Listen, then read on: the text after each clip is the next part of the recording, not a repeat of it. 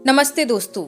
नवरात्र के दिनों में माँ दुर्गा के भक्त पूरे विधि विधान से 9 दिनों में पूजा करने के बाद दुर्गा सप्तशती का पाठ करते हैं। दुर्गा सप्तशती का पाठ ज़्यादातर घरों में हर रोज किया जाता है, लेकिन नवरात्र में इसका पाठ विशेष फलदायी होता है। इसकी अपनी ही महिमा होती है।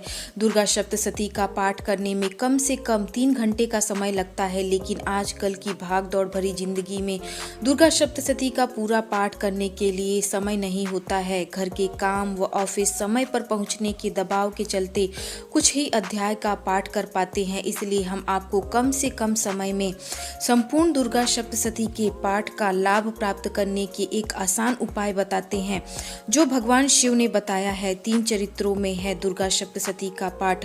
दुर्गा सप्तशती में 13 अध्याय है, जिनको 3 चरित्रों में बांटा गया है। हर अध्याय में माँ भगवती की महिमा और उनके रूपों के बारे में वर्णन किया गया है।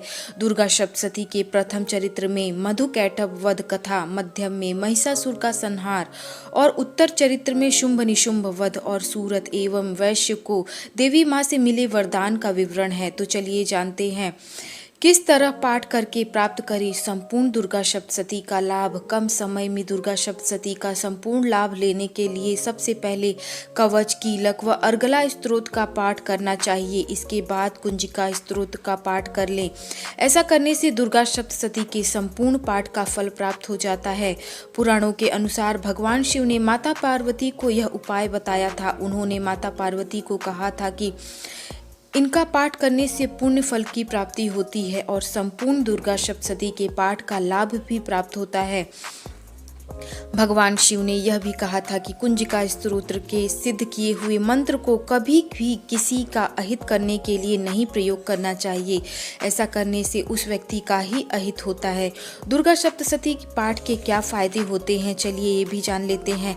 नवरात्र में हर रोज दुर्गा सप्तशती का पाठ करने से माँ दुर्गा का आशीर्वाद प्राप्त होता है और हर तरह के संकट से मुक्ति मिलती है। पाठ के हर अध्याय का अलग अलग फल मिलता है और सभी मनोकामनाएं भी पूरी होती है। सप्तशती के पाठ के बाद दान पुण्य जरूर करना चाहिए। ऐसा करने से माता अपने भक्तों की सहायता हर मोड़ पर करती हैं और रक्षा कवच देती हैं।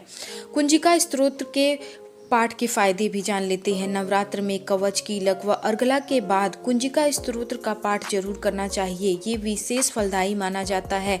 इससे न सिर्फ दुर्गा सप्तशती के पाठ का संपूर्ण फल मिलता है, बल्कि आर्थिक समस्या से भी मुक्ति मिलती है, शत्रुओं से निजात मिलती है और कोर्ट कचहरी के मामलों में भी जीत के लिए यह स्तोत्र किसी चमत्कार से कम नहीं है।